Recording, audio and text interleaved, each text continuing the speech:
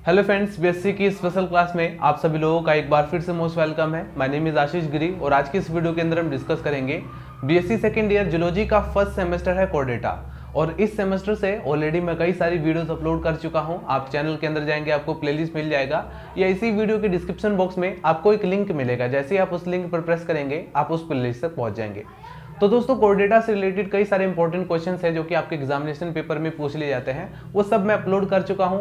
आज के इस वीडियो के अंदर हम डिस्कस करेंगे general characters of class reptilia. आज हम क्लास रेप्टिलिया के जनरल कैरेक्टर्स को स्टडी करेंगे और नेक्स्ट वीडियो में हम डिस्कस करेंगे क्लासिफिकेशन ऑफ रेप्टिलिया एकदम डिटेल में। तो दोस्तों, रेप्टिलिया से रिलेटेड जो इंपॉर्टेंट एग्जांपल्स हैं, जो कि आप कॉमन एग्जांपल आप जानते हैं, स्नेक, इसके अंदर स्नेक आता है, टर्टल आता है और टर्टल के बाद उसमें देखेंगे एलिगेटर्स या क्रोकोडाइल्स, ये सब इसी का एग्जांपल है।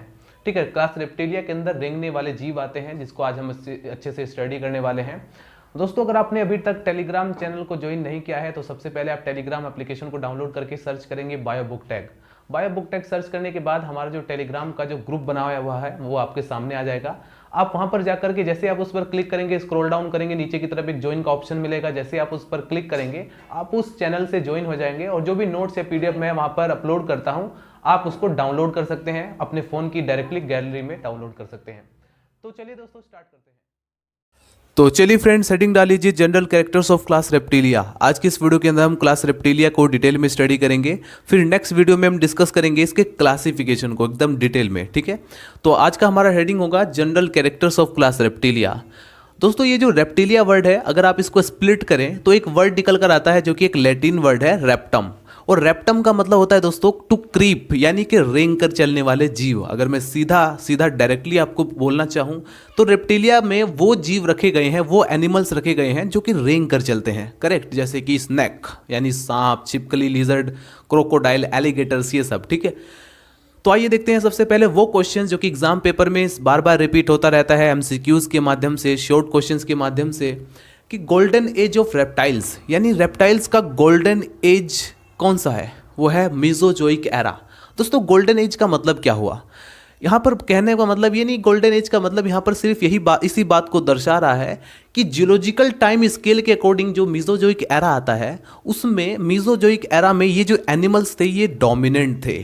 ठीक है, उस टाइम पर ये डोमिनेंट थे, इसलिए इसको कहा जाता है गोल्डन एज ऑफ रेप्टाइल्स, जो कि है मीजोजोइक एरा।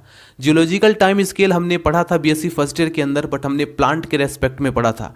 अब हम दोस्तों पढ़ेंगे एनिमल के रेस्पेक्ट में। कौन से टॉपिक में या फिर कौन से सेमेस्टर में? बीएससी सेकंड ईयर जियोलॉजी का सेकंड सेमेस्टर है, animal distribution, evolution and ecology. इसके अंदर हम इसको दोस्तों डिटेल में पढ़ेंगे, और वो भी किसके रेस्पेक्ट में? जियोलॉजिकल टाइम स्केल को एनिमल के रेस्पेक्ट में। हमने पिछली बीएससी फर्स्ट ईयर के अंदर हमने पढ़ा था दोस्तों प्लांट के रेस्पेक्ट में। तो दोस्तों, अगर हम इनके रिकॉर्ड्स की बात करें, इन एनिमल्स के जेनेरा स्पीसीज के रिकॉर्ड की बात करें, तो लगभग 7000 यानी 7000 लिविंग स्पीसीज जो कि अभी जीवित हैं, ऐसी स्पीसीज अभी तक ज्ञात हैं। और ये वैल्यू आपको डिफरेंट डिफरेंट बुक्स में डिफरेंट दिखाई दे सकती है। ठीक है, लेकिन इसके आसपास ही दिखाई देगी। उसके बाद 6500 एक्सटिंक्ट स्पीसीज है जो कि विलुप्त हो चुकी है। ठीक है, इसकी बहुत सारी जातियाँ विलुप्त भी हो चुकी हैं। उसके बाद आइए देखते हैं अब इसका जनरल कैरेक्टर स्टार्ट होता है। ठीक है दोस्तों, जनरल कैरेक्टर्स, कई सारे स्टूडेंट्स बोलते हैं सर हम ऐसा क्या करें कि इनके जनरल कैरेक्टर्स को स्टडी कर लें, अच्छे से याद कर लें। याद करना बड़ा मुश्किल होता है। तो दोस्तों बहुत ही सिंपल है। सिंपल कैसे है देखिए, मैं बताता हूँ आपको। क्या करना है, ये जो कैरेक्टर्स आपको दिखाई दे रहे हैं इसको खुद से रिलेट करना है, क्योंकि हम अच्छी तरह से जानते हैं हम भी एनिमल्स हैं, हम भी जीव हैं, और हम जिसके बारे में स्टडी कर रहे हैं वो भी एक जीव है। तो हम अपने आपस में इंटर कनेक्शन करेंगे तो बहुत आसानी से याद कर पाएंगे। ठीक है, और चीज़ों को इंटर रिलेट भी कर पाएंगे। तो आइए सबसे पहला कैरेक्टर देखते हैं और मैं आपको बताऊँगा भी कैसे मैं याद करता हूँ या कैसे आप याद करेंगे। Number first point, reptiles are creeping and burrowing cold blooded vertebrates. Reptiles vertebrate हैं, लेकिन ये दोस्तों क्रीपिंग है यानी कि रेंग कर चलने वाले, बड़ी सिंपल बात है। ब्रोविंग है यानी बिल बनाकर रहने वाले हैं, और कोल्ड ब्लडेड है यानी कि दोस्तों ये अपने बॉडी का जो टेम्परेचर है वो बाहर के अकॉर्डिंग, इनका जो इन्वायरमेंट का जो टेम्परेचर है उसके अकॉर्डिंग अनुकूल बनाते हैं, एडेप्टेशन में लाते हैं। ठीक है, जबकि हम हमारी बॉडी के अंदर हम अगर अपनी बॉडी से इनको रिलेट करने की कोशिश करें तो हम ऐसे नहीं हैं, हम कोल्ड ब्लडेड एनिमल्स नहीं हैं। हम अपनी बॉडी का जो टेम्परेचर है वो कांस्टेंट रखते हैं, चाहे सर्दी हो या गर्मी हो। लेकिन ये क्या करते हैं, ये देखेंगे सर्दियां हैं तो उसी के अकॉर्डिंग अपने बॉडी का टेम्परेचर मेंटेन करेंगे, ठीक है। तो रेप्टाइल्स आर क्रीपिंग यानी रेंग कर चलने वाले, ब्रोविंग यानी बिल बनाकर रहने वाले, और कोल्ड ब्लडेड होते हैं यानी कि एक्सटर्नल या फिर इन्वायरमेंट के टेम्परेचर के अकॉर्डिंग अपनी बॉडी का टेम्परेचर मेंटेन करते हैं। तो ये ऐसे वर्टिब्रेट्स हैं। उसके बाद बियरिंग इपिडर्मल स्केल, यानी कि इपिडर्मल स्केल, इपी का मतलब क्या होता है दोस्तों, बाहरी। जैसे आपने पढ़ा बॉटनी के अंदर इपिकैलिक्स, ठीक है। इपी का मतलब ये होता है बाहरी की चीज, ठीक है, बाह्य। और डर्मल का मतलब होता है त्वचा, यानी कि इनकी बाह्य त्वचा पर स्केल्स पाए जाते हैं। जबकि हमने देखा एम्फीबियंस में स्केल्स एब्सेंट होते हैं। एम्फीबियंस की अगर स्किन्स को आप देखें तो वो गैसियस एक्सचेंज के लिए अनुकूल है, अडोप्टेड है। और उसके बाद अगर आप एम्फीबियंस की स्किन्स को देखें तो उसमें ग्लैंडुलर यानी कि उसमें ग्लैंड भी पाया जाता है, ठीक है। तो इनकी बॉडी के अंदर, इसकी स्किन की पर ऐसा कुछ भी नहीं पाया जाता, ठीक है, ग्लैंड्स नहीं पाए जाते। आगे बढ़ते हैं। दे आर एक्टोथर्मिक, ये जो है एक्टोथर्मिक होते हैं, कोल्ड ब्लडेड होते हैं, हम अच्छी तरह से जानते हैं। एक्टोथर्मिक का मतलब यही समझ लीजिए, जैसे दोस्तों सनलाइट है, ठीक है, सूरज की रोशनी है, तो आपने देखा होगा मगरमच्छ होता है वो बाहर सनलाइट की फॉर्म में सुबह सुबह, ठीक है, अपनी ये मॉर्निंग की शुरुआत अपने आप को हीट करते हैं, ठीक है, सन के रेडिएशन से बाहर पहले धूप को सेकते हैं, अगर मैं सिंपली कहूँ, तब जाकर ये उनकी बॉडी एकदम एनर्जी से भर जाती है, ठीक है। उसके बाद तो उसको कहा जाता है एक्टोथर्मिक, ठीक है। बहुत सारे ऐसे एनिमल्स हैं जो कि जैसे कि आप यहाँ पर डायग्राम में भी देख सकते हैं। उसके बाद हम बात करते हैं and are found mostly in warmer parts, ये ज़्यादातर गर्म स्थानों पर पाए जाते हैं। वर्ल्ड के जितने भी हॉट स्पॉट यानी जो गर्म वाले जो पार्ट होते हैं, वार्मर पार्ट्स, ऐसी जगह पर पाए जाते हैं। They are few in colder, कुछ कोल्डर रीजन में भी पाए जाते हैं। They are mostly terrestrial animals. दोस्तों जैसे कि मैंने आपको कहा कि इसमें इतनी सारी स्पीसीज हैं, तो इनकी ज़्यादातर जो जातियां हैं वो कैसी हैं, टेरेस्ट्रियल हैं, यानी कि धरती पर रहने वाली। लेकिन इनकी कुछ स्पीसीज एक्वाटिक भी हैं, यानी जल में रहने वाली भी हैं। तो ठीक है, एक्सेप्शनल होता है, लेकिन हमें ये देखना होता है कि दोस्तों मोस्टली एनिमल्स के क्या कैरेक्टर्स हैं। हमें ये नहीं देखना कि कुछ एक्वाटिक भी हैं, हमें इस पर ज़्यादा फोकस करना है कि ज़्यादातर जो एनिमल्स हैं वो कौन कौन से कैरेक्टर्स को शो कर रहे हैं। Number second, first I think आपको समझ में आ गया, जो कि हैबिटेट से रिलेटेड था, इनकी बॉडी से रिलेटेड था। अब हम नंबर सेकंड, हालांकि आप नंबर सेकंड आप ये नोट करेंगे, नंबर 6 पर जो पॉइंट है ये, the body is divided into head, neck, trunk and tail. इनकी जो बॉडी होती है वो 4 पार्ट्स में डिवाइड होती है। सबसे पहला पार्ट होता है इनका हेड, ठीक है, यानी कि इनका जो सर वाला जो रीजन है वो, इनका गर्दन वाला जो रीजन है नेक, और तीसरा है दोस्तों ट्रंक, और फिर टेल में भी डिवाइड होता है। तो ये जो है 4 इनकी जो बॉडी होती है वो 4 पार्ट्स में डिवाइड होती है। Number second point, skin is dry. इनकी जो स्किन्स होती है वो ड्राई होती है, हमने देखा उस पर स्केल्स भी पाए जाते हैं, रफ होती है, एंड विदाउट ग्लैंड्स, और इनकी बॉडी पर ग्लैंड्स नहीं पाए जाते। जबकि हमने देखा एम्फीबियंस की बॉडी पर, स्किन्स पर ग्लैंड्स पाए जाते हैं, ठीक है। इसलिए चिपचिपा होता है, जैसे आपने मेढक को टच किया होगा दोस्तों, बिल्कुल चिपचिपा होता है उसकी बॉडी, उसकी जो स्किन्स होती है एकदम चिपचिपा होता है, और गैसियस एक्सचेंज के लिए भी अनुकूल होता है। तो एम्फीबियंस में हमने देखा था दोस्तों 3 तरह से गैसियस एक्सचेंज पॉसिबल था, लंग्स के थ्रू भी, गिल्स के थ्रू भी, और स्किन्स के थ्रू भी। बियरिंग इपिडर्मल स्केल्स, ये तो हम अच्छी तरह से जानते हैं कि इनमें इपिडर्मल स्केल्स भी पाए जाते हैं, जो कि एकदम अगर ये पत्थरों पर, चट्टानों पर बाहर निकलते हैं। अच्छा, एक पॉइंट और आपको बताना चाहूँगा दोस्तों, एम्फीबियंस, ये जो रेप्टाइल्स हैं, इनका ओरिजिन एम्फीबियंस से ही माना जाता है। ये पहले ऐसे सक्सेसफुल, ठीक है, जैसे कि हमने देखा ब्रायोफाइटा के बारे में। तो दोस्तों ब्रायोफाइटा और एम्फीबियंस एक तरीके से एकदम सेम ही कैटेगरी है, आप ये समझ लीजिए। प्लांट के किंगडम के अकॉर्डिंग, या प्लांट किंगडम के अंतर्गत आने वाला जो ब्रायोफाइटा है, उसकी तुलना एक तरीके से एम्फीबियंस से की गई है, क्योंकि हमें पता है कि एम्फीबियंस भी बाहर लैंड पर रह सकते हैं, टेरेस्ट्रियल यानी धरती पर रह सकते हैं, पानी से बाहर निकलकर एम्फीबियंस धरती पर रह सकते हैं, और मेढक सबसे अच्छा एग्जाम्पल है। लेकिन दोस्तों रिप्रोडक्शन के बाद जो अपने स्पर्म्स और ओवा वो पानी में ही रिलीज करते हैं, यानी रिप्रोडक्शन प्रोसेस के लिए, यानी उन्हें अपने अंडे को वो अपने धरती पर नहीं दे सकते, उन्हें जो है वाटर की नीड होगी। तो यानी जब वाटर की नीड है रिप्रोडक्शन के लिए, तो इसका कारण ये है कि वो किसी न किसी तरीके से दोबारा से एक्वाटिक से, यानी जलीय लाइफ से या वाटर से अभी तक जुड़े हुए हैं, वो जो उनके लिए नेसेसरी है। ठीक इसी तरह से दोस्तों वहाँ पर ब्रायोफाइटा के केस में भी था। अब हम बात करते हैं टेरिडोफाइटा, और यहाँ पर हम बात कर रहे हैं रेप्टिलिया। इन दोनों की बिल्कुल सेम कहानी है, टेरिडोफाइटा पूरी तरीके से वो डिपेंडेंट नहीं है वाटर के ऊपर। ठीक इसी तरह से ये जो रेप्टाइल्स हैं ये भी वाटर के ऊपर डिपेंडेंट नहीं है। इन्हें जो ये जो है अपने अंडे बाहर ही दे देते हैं, धरती पर ही दे देते हैं, और इनके अंडों के ऊपर एक बहुत ही मजबूत कवच पाया जाता है जिससे इनके अंडे जो खराब नहीं होते, इन्वायरमेंट की जो टेम्परेचर है उन सभी को झेल जाते हैं। बाहरी की जो भी गतिविधियां हैं जो कि एक अंडे को, जो एम्फीबियंस के अंडे को जो है नुकसान पहुंचा देती है, इनकी बॉडी पर ऐसा कुछ, इनके जो अंडे होते हैं उन पर ऐसा कुछ नहीं होता है। तो ये चीज़ आपको थोड़ी समझने की होती है। तो प्लांट और एनिमल्स हमने दोनों से रिलेशन यहाँ पर को दिखाया। नंबर 3 पॉइंट है they do not respire bye means of gills. दोस्तों ये जो है गिल्स के थ्रू सांस नहीं लेते। मीन्स यानी मीडियम, किसी मीडियम, और वो मीडियम यहाँ पर उन्होंने कहा कि जो इनका जो रेस्पिरेशन है वो गिल्स के थ्रू नहीं होता है। Respiration always take place through lungs. Respiration जो होता है हमेशा लंग्स के थ्रू होता है। तो रेस्पिरेशन ये जो है लंग्स के थ्रू करते हैं, जबकि एम्फीबियंस में हमने क्या देखा था कि वो रेस्पिरेशन किससे करते हैं, वो तीनों तरह से रेस्पिरेशन करते हैं। अगर वो पानी के अंदर बिल्कुल हैं तब वो क्या करेंगे, अपने स्किन्स के थ्रू गैसेस का एक्सचेंज करेंगे।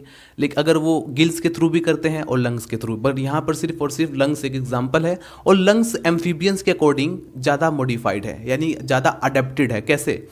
Ribs help to expand and contract the body. दोस्तों आपने सांप को देखा होगा, पाइथन, हम पाइथन अजगर की अगर हम बात करें तो वो इतने बड़े बड़े एनिमल्स को घोंट जाता है, डायरेक्टली चबाता नहीं है, डायरेक्टली घोंट जाता है। तो आपने देखा जहाँ जहाँ पर वो घोंटता रहता है वहाँ तक कि उसका पूरा हिस्सा जो होता है वो फूल जाता है। ठीक है, तो इसका मतलब क्या है दोस्तों, वहाँ पर उनकी जो रिब्स होती हैं क्या वो टूटती नहीं होंगी? इसका कारण ये है दोस्तों क्योंकि रिब्स जो है वो स्टर्नम से नहीं जुड़ी होती। जैसे हमारी बॉडी के अंदर आपने देखा है एक स्टर्नम होता है बीच में, उससे हमारी सारी की सारी जो पसलियाँ हैं वो जुड़ी हुई हैं। बट अगर हम बात करें दोस्तों एनिमल्स के केस में, यहाँ पर रेप्टाइल्स के केस में, तो सांप में आपने देखा होगा दोस्तों उसमें स्टर्नम नहीं पाया जाता। ठीक है, उनमें रिब्स तो पाई जाती है लेकिन स्टर्नम नहीं पाया जाता, जो कि इसको एक तरीके से कॉन्ट्रैक्ट, बॉडी कैविटी को एकदम पूरी तरीके से एक अडेप्टेड बनाती है उस चीज़ के लिए। So ribs help to spend, ribs जो होती हैं वो एक्सपेंड करने में यानी फैलाने में और कॉन्ट्रैक्ट करने में हेल्प करती हैं बॉडी कैविटी को, और making the lungs respiration more efficient then amphibians, amphibian से मोर एफिशिएंट बनाती हैं। तो ये रेस्पिरेशन से रिलेटेड पॉइंट था, ये स्किन से रिलेटेड पॉइंट था, ये हैबिट एंड हैबिटेट से रिलेटेड पॉइंट था। अब उसके बाद नंबर 4 पॉइंट है स्कल इज मोनोकोंडाइलिक। इनका जो स्कल होता है यानी जो खोपड़ी होती है वो मोनोकोंडाइलिक होती है, यानी कि सिंपली बात है कि उसमें with a single occipital condyle, एक सिंगल ऑक्सीपिटल कोंडाइल है। यदि डाइकोंडाइलिक होती तो उसमें डबल ऑक्सीपिटल कोंडाइल होते। नंबर 5 है एक्सेप्ट स्नेक। यदि हम स्नेक को छोड़ दिया यानी कि सांपों को छोड़ दिया जाए तो there are 2 pairs of pentadactyl limbs. इनमें जो है पेंटाडक्टाइल लिम्स पाए जाते हैं और each with a 5 digit bearing claws, यानी कि आप उसमें वहाँ पर आपको नाखून 5 डिजिट्स आपको दिखाई देंगे और बियरिंग क्लैव्स में होते हैं। करेक्ट, आई थिंक आपको ये समझ में आ गया होगा। नंबर 6 पॉइंट है द बॉडी इज डिवाइडेड। ये तो हमने आप पहले ही बता दिया था कि उसकी जो बॉडी होती है वो 4 पार्ट्स में डिवाइड होती है, head, neck, trunk and tail. Number 7 point जो कि है ब्लड सर्कुलेटरी सिस्टम से, heart consist of 2 auricles and partially divided ventricles. यहाँ पर थोड़ा समझने जैसा पॉइंट है। जैसे एक हार्ट होता है दोस्तों, ठीक है, जब हम अपने खुद के हार्ट से इसको रिलेट करते हैं, हमारे हार्ट में दोस्तों 4 चैम्बर होते हैं। ठीक है, ऊपर की तरफ 2 ऑरिकल्स होते हैं, नीचे की तरफ 2 वेंट्रिकल्स होते हैं, यानी कि हमारा जो हार्ट होता है वो 4 चैम्बर्ड में डिवाइड है। इनका जो हार्ट होता है, एम्फीबियंस का जो हार्ट होता है वो 3 चैम्बर्स में डिवाइड होता है। लेकिन अगर हम बात करें दोस्तों रेप्टाइल्स के हार्ट की, तो इनका ऊपर का 2 चैम्बर तो एकदम दो ऑरिकल्स जो होते हैं वो डिवाइड होते हैं, लेकिन नीचे की तरफ जो वेंट्रिकल होता है वो पार्सली होता है, यानी कि आधा डिवाइड होता है और आधा नहीं होता। तो इसको कहा जाता है दोस्तों पार्सली डिवाइड वेंट्रिकल। ठीक है, heart consist of 2 auricles, 2 auricle chamber तो बिल्कुल क्लियर है, लेकिन जो वेंट्रिकल होता है वो पार्सली डिवाइडेड होता है। ठीक है, इन क्रोकोडाइल्स, लेकिन अगर हम क्रोकोडाइल्स की बात करें तो हार्ट इज 4 चैम्बर्ड। ठीक है, क्रोकोडाइल्स जो होते हैं जैसे मगरमच्छ होते हैं, तो इनका जो हार्ट होता है वो 4 चैम्बर्ड होता है, 2 ऑरिकल्स होंगे, 2 वेंट्रिकल्स होंगे। और इसके बाद इनके ब्लड में जो आरबीसी होते यानी कि रेड ब्लड कार्पुसल्स जो होते हैं वो न्यूक्लिएटेड होते हैं, यानी कि उसमें न्यूक्लियस पाया जाता है। नंबर 8 पॉइंट जो कि है एक्सक्रीटरी सिस्टम से रिलेटेड। मैंने आपको कहा कि एक सिस्टम को आपको रिलेट करना है। अगर आपने सपोज आपने एग्जाम पेपर में आप बैठे हो, आप सोच रहे हो कि मुझे अब कौन सा पॉइंट रह गया है, तो आप जैसे सांस ले रहे हैं तो यानी इनका भी, ये भी सांस लेते होंगे, तो ये किस तरह से सांस लेते होंगे, तो आपको वो पॉइंट याद आ जाएंगे। रेस्पिरेशन कहाँ कहाँ से होता है, एक्सक्रीशन कहाँ कहाँ पे होता है। तो एक्सक्रीशन की बात की जाए तो किडनी आर, इनकी जो किडनी होती है वो मेटानेफ्रिक होती है। यूरिनरी ब्लैडर जो होता है वो उसमें पाया जाता है, ठीक है, प्रेजेंट है। May be present, may be का मतलब कि कुछ ऐसे एनिमल्स हैं जिनमें हो भी सकते हैं और कुछ ऐसे एनिमल्स हैं जिनमें नहीं हो सकते। तो यूरिनरी ब्लैडर जो होते हैं वो हो भी सकते हैं और नहीं भी। क्रोकोडाइल्स आर अमेनोटेलिक, यानी दोस्तों जो क्रोकोडाइल्स हैं वो एक्सक्रीटरी मटेरियल के रूप में अमोनिया को विसर्जित करते हैं, ठीक है, यानी कि जो यूरिन उनका होता है उसमें अमोनिया के रूप में उनमें विसर्जन होता है।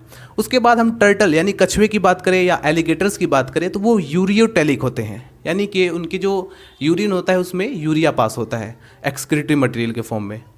उसके बाद लिजर्ड और स्नेक की बात करें तो वो यूरिकोटेलिक होते हैं, ठीक है। तो ये है दोस्तों एक्सक्रीटरी सिस्टम से रिलेटेड, ये है ब्लड वेस्कुलर सिस्टम से रिलेटेड, ये बॉडी से रिलेटेड है, ठीक है, और ये उनके लिम्स के अकॉर्डिंग जैसे कि लोकोमोशन से रिलेटेड पॉइंट्स हैं। उसके बाद स्कल हमने देखा, उसके बाद यहाँ पर आता है रेस्पिरेशन से रिलेटेड पॉइंट, ये इनकी स्किन से रिलेटेड या बॉडी से रिलेटेड, और ये हैबिट एंड हैबिटेट से रिलेटेड। तो इसी तरह से और भी कई सारे पॉइंट्स हैं जिसको आपको रिलेट करना है। तो सबसे पहले आप इसको फटाफट नोट कीजिए। तो चलिए फ्रेंड्स, नोट कीजिए क्लास रेप्टिलिया के बचे हुए जनरल कैरेक्टर्स। नोट करेंगे point number 9, each year consist of 3 parts. दोस्तों जैसे हमारी बॉडी के अंदर कान होते हैं सुनने के लिए, इनकी बॉडी के अंदर भी कान होते हैं और उस कान के 3 पार्ट्स आपको दिखाई देंगे, external, middle and internal. External यानी बाह्य कर्ण, मिडल यानी कि मध्य कर्ण और इंटरनल यानी कि आंतरिक कर्ण। जैसे हमारी बॉडी के अंदर एक्सटर्नल ईयर होता है और एक्सटर्नल ईयर में 3 बोन्स पाई जाती हैं। कौन कौन सी? Malleus, incus, स्टेपिच। और स्टेपिच हमारी बॉडी की सबसे छोटी हड्डी होती है और ये तीनों हड्डियाँ, ये तीनों बोन्स हमें सुनने में हेल्प करती हैं। इसी तरह से रेप्टाइल्स के अंदर भी एक्सटर्नल, मिडल ईयर, इनके जो ईयर्स होते हैं वो 3 पार्ट्स में डिवाइड होते हैं या बटे होते हैं, एक्सटर्नल, मिडल एंड इंटरनल। और जो स्नेक होते हैं यानी कि जो सांप होते हैं उनमें कान अब्सेंट होंगे, ठीक है। Snake do not possess ears. अब यहां पर नोट करेंगे point number 10, the lateral line system is altogether absent. हमने देखा दोस्तों सुपर क्लास स्पाइसिस के अंदर, सुपर क्लास स्पाइसिस के जो मेंबर थे जैसे कि फिशेस की बॉडी पर आपको लेटरल साइड में एक लाइंस दिखाई पड़ रही थी जिसके बारे में मैंने वहां पर डिस्कस भी किया था उनके जनरल कैरेक्टर्स के अंदर। लेकिन अगर आप यहाँ पर स्नेक के अंदर देखें या फिर हम यहाँ पर देखें रेप्टाइल्स के अंदर, तो ये कंप्लीटली ऑल टुगेदर, कुल मिला जुलाकर हम कह सकते हैं कि इनमें अब्सेंट रहता है। तो सुपर क्लास स्पाइसेस से आते आते सबसे पहले हमने देखा सुपर क्लास स्पाइसेस के अंदर, फिर हमने देखा एम्फीबियंस के अंदर, ठीक है। एम्फीबियंस में कई सारे एम्फीबियंस में आपको वहाँ पर दिखाई नहीं पड़ रही थी और जैसे जैसे आप रेप्टाइल्स के अंदर आएंगे तो धीरे धीरे ये पूरा डिसअपियर हो जाती है लेटरल लाइन्स। उसके बाद आप देखेंगे point number 11, 12 pair of cranial nerves are present. दोस्तों इनकी बॉडी के अंदर, ठीक है, इनमें क्रेनियल यानी कपाल, यानी कि इनके कपाल में 12 जोड़ी कपाल तंत्र यानी कि क्रेनियल नर्व्स जो है इनमें पाई जाती हैं, कपाल तंत्रिकाएं, ठीक है। उसके बाद आता है पॉइंट नंबर 12, टर्टोइसिस, यानी कि दोस्तों जो कछुए होते हैं, अब यहाँ पर बात की जा रही है इनके न्यूट्रिशन की, ठीक है। न्यूट्रिशन यानी क्या खाते हैं, जो रेप्टाइल्स होते हैं मोस्टली क्या खाते हैं, तो आप कहेंगे मोस्टली ज़्यादातर जो रेप्टाइल्स होते हैं वो कार्निवोरस होते हैं यानी मांसभक्षी होते हैं। लेकिन आपको बहुत सारे ऐसे भी दिखाई देंगे जो कि इंसेक्टिवोरस होते हैं, यानी कि ज़्यादातर ये इंसेक्ट को ही फीड करते हैं। आपने देखा होगा कई सारी छिपकलियाँ होती हैं वो इंसेक्ट को खाती हैं। आपने देखा होगा आपके घर के आसपास जो बल्ब होता है, आपके कमरे में जो बल्ब लगा होता है उसके आसपास आपको छिपकली भी दिखाई देंगी और इंसेक्ट भी आपको दिखाई देंगे। वो छिपकली इंसेक्ट के चक्कर में वहाँ पर आती है, ठीक है। और बाकी आपको पता है कि जो छिपकली होती है सर्दियों के मौसम में लाइट के आसपास क्यों मिलती हैं, क्योंकि वो क्या मैं आपको बताया था कि रेप्टाइल्स जो होते हैं वो एक्टोथर्मिक होते हैं। एक्टोथर्मिक यानी कि वो दोस्तों जैसे अगर सूरज मिल गया तो कुछ, जैसे फॉर एग्जांपल मगरमच्छ हो गया, मगरमच्छ क्या करते हैं या सांप जो होते हैं ये सब बाहर निकल के धूप को सेकते हैं, ठीक है, यानी कि बाहर से एक्सटर्नल सोर्सेज से ये हीट को एब्जॉर्ब करते हैं। उसी तरीके से अगर यहाँ पर छिपकली है, लिजर्ड है, आपके घर में है वो, तो उसको तो सूरज की रोशनी नहीं मिल पाएगी, तो वो लाइट के आसपास आपको दिखाई देगी, वहाँ से उसको हीट को वो कैच करती है। तो यहाँ पर ये एक्टोथर्मिक होते हैं। और भी मैंने इनके बारे में आपको क्या बताया कि ये न्यूट्रिशन में इंसेक्टिवोरस होते हैं ज़्यादातर, ठीक है। कार्निवोरस मतलब कि मांसभक्षी, और ज़्यादातर आपको इंसेक्टिवोरस दिखाई देंगे। लेकिन इनमें आपको हर्बीवोरस यानी कि शाकाहारी भी मिलेंगे। कौन होते हैं वो? कहते हैं कछुए। कछुए जो होते हैं tortoises feed almost entirely on vegetation, यानी कि दोस्तों अगर ये पॉन्ड्स में है, पॉन्ड्स यानी तालाब में है या फिर समंदर में है, समुद्र के अंदर, तो वहाँ पर जो एक्वाटिक प्लांट होते हैं, जो जलीय पौधे होते हैं, उनको फीड करते हैं ये। तो वेजिटेशंस टर्टोइसिस यानी कछुए खाते हैं। उसके बाद कुछ ऐसे भी कछुए आपको दिखाई देंगे जो कि फ्लैश ईटर्स होते हैं, यानी कि मांस भी खाते हैं, ठीक है। तो मोस्टली आप जनरल कैरेक्टर्स अगर आप नोट कर रहे हैं तो मोस्टली आप कहेंगे कार्निवोरस और इंसेक्टिवोरस। यहाँ पर point number 13, they are mostly oviparous, mostly आपको अंडे देने वाले दिखाई देंगे। सम आर ओवोविविपेरस, जैसे कि फॉर एग्जांपल स्नेक, ठीक है, और विविपेरस भी होते हैं, बच्चे देने वाले भी होते हैं। तो इसमें आपको तीनों प्रकार के आपको दिखाई देंगे। मोस्टली आपको मैंने कहा ओविपेरस यानी अंडे देने वाले दिखाई देते हैं, और इनके अंडे जो होते हैं वो बड़े होते हैं, बड़े बड़े अंडे आपको दिखाई देंगे, करेक्ट। और उन अंडों के चारों तरफ होती है एम्ब्रियोनिक मेम्ब्रेन, जो कि एक प्रोटेक्शन प्रोवाइड करते हैं, बाहर के जो टेम्परेचर होता है, ठीक है। साथ में उनमें इनके अंडों में गैसियस एक्सचेंज भी होता है। हमने क्या देखा था, जो एम्फीबियंस होते हैं उनके अंडे इतने स्ट्रॉन्ग नहीं होते, इसलिए उन्हें पानी में डाला जाता है। उनकी बॉडी जो एम्फीबियंस होते हैं उनके अंडे के चारों तरफ कोई एम्ब्रियोनिक मेम्ब्रेन जो होती है, जैसे यहाँ पर इनकी में कोरिन प्रेजेंट है, एमनियोन प्रेजेंट है, एलेंटोइस प्रेजेंट है। एलेंटोइस के ऊपर दोस्तों शॉर्ट क्वेश्चन 2 नंबर में एग्जाम पेपर में पूछा जाता है। अगर आप बीएससी सेकेंड ईयर के स्टूडेंट हैं तो एलेंटोइस को अच्छे से प्रिपेयर कर लेना, ठीक है। ये एम्ब्रियोनिक मेम्ब्रेन्स हैं, ये एकदम स्ट्रॉन्ग अंडे को जो है सेफ्टी रखती हैं, आप इतना समझ लीजिए, ठीक है, प्रोटेक्शन प्रोवाइड करते हैं। आर फॉर्म ड्यूरिंग डेवलपमेंट, और डेवलपमेंट के ड्यूरिंग, ठीक है, एम्ब्रियो के डेवलपमेंट के ड्यूरिंग ये सब आपको वहाँ पर दिखाई देगा, ये सब एम्ब्रियोनिक मेम्ब्रेन्स। उसके बाद point number 14, cloaca is present. दोस्तों हमारी बॉडी में एलिमेंट्री कैनाल होता है, ठीक है, इनकी भी बॉडी में एलिमेंट्री, एक लंबी सी एलिमेंट्री कैनाल दिखाई देगी, और वो एलिमेंट्री कैनाल माउथ से स्टार्ट होती है, और हमारी जो एलिमेंट्री कैनाल होती है माउथ से स्टार्ट होकर एनस पर फिनिश होती है। लेकिन इनकी जो एलिमेंट्री कैनाल होती है वो क्लोएका में टर्मिनेट होती है, यानी कि कहाँ पर फिनिश होगी, माउथ से स्टार्ट होगी और क्लोएका पर टर्मिनेट यानी बंद होती है, फिनिश होती है। क्लोएका दोस्तों एक ऐसा पोर होता है, यानी एक ऐसी जगह है, ठीक है, एक ऐसा चैम्बर है जहाँ पर ये जो है बाद में क्लोएका जो होता है वो अपर्चर के थ्रू खुल जाता है बाहर की तरफ, जिसे हम बोलते हैं क्लोएकल अपर्चर। वो तो अपर्चर की तरफ बाहर खुलेगा, लेकिन ये तीनों की तीनों, एक तो एलिमेंट्री कैनाल, एक एक्सक्रीटरी सिस्टम का जो पोर होता है, एक जो रिप्रोडक्टिव पोर होता है, वो सब जो है क्लोएका में ओपन होती है।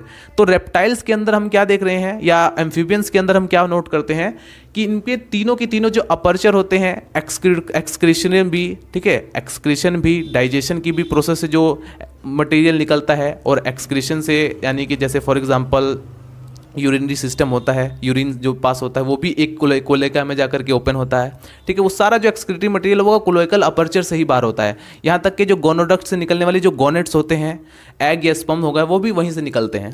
उसके बाद point number 15, fertilisation is internal. आपको मोस्टली जो फर्टिलाइजेशन दिखाई देगा वो इंटरनल होगा। हमने देखा एम्फीबियंस जो होते हैं उनमें मेल जो होता है, मेल, उनमें कोई कॉपुलेटरी ऑर्गन्स कॉपुलेशन के लिए नहीं पाया जाता है, ठीक है। अब जब कॉपुलेटरी ऑर्गन्स ही प्रेजेंट नहीं है तो ये क्या करते हैं, ये जल में ये टोटली डिपेंड है वाटर पर। ये वाटर में जाकर के अपने स्पर्म और ओवा वहीं पर डिस्चार्ज करते हैं, वहीं पर बाहरी फर्टिलाइजेशन होता है यानी एक्सटर्नल। बट अगर आप रेप्टाइल्स में देखें तो ये थोड़ा एडवांस फीचर आया, ठीक है, एक एडवांस कैरेक्टर जो मजबूत पॉइंट मिला कि इनमें जो फर्टिलाइजेशन होता है वो इंटरनल होता है। तो सिंपल सी बात है कि जो मेल होगा उनमें कॉपुलेटरी ऑर्गन्स कॉपुलेशन के लिए पाया जाता है, जैसे पीनस लाइक स्ट्रक्चर। उसके बाद eggs are laid on the land. दोस्तों इसमें जो फीमेल होती है वो एग्स को कहाँ पर देगी, धरती, जमीन पर ही एग्स को देती है, क्योंकि हमें पता है कि एग्स जो इनके होते हैं वो मजबूत होते हैं। कछुए को देखा होगा समुद्र में, समुद्र के किनारे पर उनके जो अंडे होते हैं वहीं पर आपको दिखाई देंगे, और वहीं से वो अंडे फूटते हैं और वही किनारे पर ही वो धीरे धीरे वहीं से निकल करके वो समुद्र में चले जाते हैं। सिंपली उसके बाद आता है point number 16, in reptiles extra embryonic membranes are present. ये मैंने आपको बताया था कि एक एक्स्ट्रा एम्ब्रियोनिक मेम्ब्रेन प्रेजेंट होती है during the development of embryo. Embryo के डेवलपमेंट के दौरान इनमें एक एक्स्ट्रा एम्ब्रियोनिक मेम्ब्रेन होती है जो कि इन्हें प्रोटेक्शन प्रोवाइड करती है, और वो होती है generally chorion, amnion, allantois and yolk sac. तो ये थे दोस्तों पॉइंट। अब थोड़ा और पॉइंट अगर मैं आपको कुछ जो बचे हुए पॉइंट्स है उसको अगर दोहराने की कोशिश करूँ तो एंडोस्केलेटल सिस्टम, प्यारे दोस्तों हमारी बॉडी में जो एंडोस्केलेटल सिस्टम होता है वो हमें गति करने में या हमारी बॉडी की एक एक्स्ट्रा एक फ्रेम बनाने में, एक स्ट्रक्चर बनाने में मदद करता है। हमें एक जगह से दूसरी जगह जाने पे मदद करता है, लोकोमोशन में हेल्प करता है। एक हमारे शरीर का एक जो पूरी रूप, आकार, शेप, साइज, जो एक ढांचा है, स्ट्रक्चरल यूनिट है, वो हमारा स्केलेटल सिस्टम ही बनाता है। तो ठीक है, तो हम अब यहाँ पर इनमें दो तरह से स्केलेटल सिस्टम होता है। एक होता है एंडोस्केलेटल सिस्टम, यानी कि आंतरिक, जो हमारी बॉडी के अंदर जो स्केलेटल सिस्टम है उसकी बात हो रही है। एक होते हैं जो बाहरी, यानी कि एक्सोस्केलेटल सिस्टम। जैसे फॉर एग्जांपल आपने गाय भैंस में देखा होगा सींग होते हैं, तो वो क्या है, वो एक बाह्य यानी कि बाहरी स्केलेटल सिस्टम है, यानी इसको कहाँ कहेंगे हम, एक्सोस्केलेटल सिस्टम। एंडोस्केलेटल सिस्टम जो हमारी अंदर की, जो भीतर की जो हड्डियाँ हैं, जो हमें एक स्ट्रक्चर एक प्रोवाइड कर रही है, एक शेप प्रोवाइड कर रही हैं वो। तो एंडोस्केलेटल सिस्टम यानी कि इनके अंदर जो होती है वो बोनी होती है, यानी बोन्स होती हैं, हड्डियों की बनी होती है रेप्टाइल्स के अंदर, ठीक है। और एक्सोस्केलेटल सिस्टम में हमने देख ही लिया था कि इनके अंदर स्केल्स प्रेजेंट होते हैं, हॉर्नी स्केल्स पाए जाते हैं। उसके बाद टंग, ये भी बड़ा मोस्ट इंपॉर्टेंट पॉइंट है जो कि बच गया था, जिसे आप अभी नोट करेंगे। दोस्तों कुछ ऐसी छिपकलियाँ आपने देखी होंगी, आपने डिस्कवरी चैनल अगर आप देखते हैं तो वहाँ पर आपने कुछ छिपकलियाँ या लिजर्ड्स ऐसी भी आपने देखी होंगी, कुछ स्पीसीज आपने ऐसी भी देखी होंगी, जैसे कैमलियन। उसमें क्या होता है कि जैसे कोई इंसेक्ट यहाँ पर बैठा हुआ है, ठीक है, आपको दिखाई देगा किसी पत्ते पर या लीफ पर कोई इस इंसेक्ट बैठा हुआ है, और वो छिपकली या लिजर्ड यहाँ पर होती है, लेकिन वो इतनी तेज़ी से अपने जीभ को फेंक कर मारती है और डायरेक्टली उसको खा जाती है। जानते हैं वो कैसी? अभी हम आपको एक डायग्राम बनाकर दिखाते हैं। देखिए दोस्तों, इस डायग्राम को थोड़ा समझने की कोशिश करेंगे। ये जो आपको डायग्राम दिख रहा है, कुछ इस तरह से उनकी जीभ होती है, उनकी जो टंग होती है, जीभ होती है, वो इसको ऐसे तुरंत फेंक कर मारेगा, ठीक है। वैसे तो ये जहाँ पर अब देखेंगे, मैंने आपको क्या कहा, इनका जो टंग होता है वो प्रोट्रूजिबल होता है, यानी कि दोस्तों इस तरह से होता है। और जैसे ही ये जो आप देख रहे हैं एकदम खुल जाएगा पूरी तेज़ी से, और जाकर के झटके से उस इंसेक्ट को पकड़ लेंगे, कैच कर लेंगे। तो इस तरह से इनका जो जीभ होता है, जो टंग होता है, वो प्रोट्रूटिबल होता है, ठीक है, प्रोट्रूजिबल। एक्सक्रीशन हमने देखा इनमें किडनीज के थ्रू होता है, जोड़ी में किडनीज पाए जाते हैं, किडनी इनकी मेटानेफ्रिक होती है। और सेक्सुअलिटी के दृष्टिकोण से देखा जाए तो सभी के सभी मोस्टली आपको यूनिसेक्सुअल दिखाई पड़ेंगे, यानी मेल सेक्स ऑर्गन्स अलग बॉडी में होगा, फीमेल सेक्स ऑर्गन्स अलग बॉडी में होगा, तो उसको कहा जाता है यूनिसेक्सुअल। अगर दोनों एक ही बॉडी में प्रेजेंट हो तो उसे बोलते हैं बाइसेक्सुअल। मोस्टली आपको यूनिसेक्सुअल दिखाई देंगे, और मेल में कॉपुलेटरी ऑर्गन्स प्रेजेंट होगा। ये एक्टोथर्मिक होते हैं, यानी कि मैंने आपको ऑलरेडी बता दिया है कि जो छिपकलियाँ होती हैं वो सब लाइट से हीट को लेती हैं, और बाकी जो बाहर जो प्रेजेंट होते हैं इन्वायरमेंट के अंदर या ज़मीन पर जो भी, जैसे फॉर एग्जांपल क्रोकोडाइल्स या स्नेक हो गए, ये सब जो है सोलर रेडिएशन से अपनी बॉडी को गर्म करते हैं, हीट करते हैं, धूप को सेकते हैं सुबह सुबह, तभी अपनी सुबह की शुरुआत इसी से ही करते हैं, यानी कि उनको सबसे पहले हीट चाहिए कोई काम करने के लिए, एनर्जी। उसके बाद एग्स की बात करें तो एग्स इनके जो होते हैं वो परमिएबल टू गैसेस के एक्सचेंज के लिए परमिएबल होते हैं, ठीक है। उसके बाद आता है पॉइंट गोनोडक्ट्स। इनकी जो गोनोडक्ट्स होते हैं वो भी क्लोएका में ओपन होती है। ये भी मैं बात आपको बता चुका हूँ कि क्लोएका के अंदर इनको तीनों के तीनों जो पॉइंट होते हैं वो सब के सब क्लोएका में ही ओपन होते हैं। एक्सक्रीशन, डाइजेशन और जो इनकी जो रिप्रोडक्शन से रिलेटेड सभी के सभी पोर्स जो होते हैं वो क्लोएका में, और क्लोएका बाहर क्लोएकल अपर्चर में ओपन होती है, ठीक है। तो ये था दोस्तों general characters of class reptilia. उम्मीद है ये वीडियो आपको पसंद आया हो, आपके लिए हेल्पफुल रहा हो। दोस्तों मिलते हैं नेक्स्ट वीडियो में। अगर आपको वीडियो पसंद आए तो लाइक करें, चैनल को सब्सक्राइब कर दें। अगर आपको इसी तरह की और भी वीडियोस चाहिए तो मिलते हैं नेक्स्ट वीडियो में। Bye bye, Tata.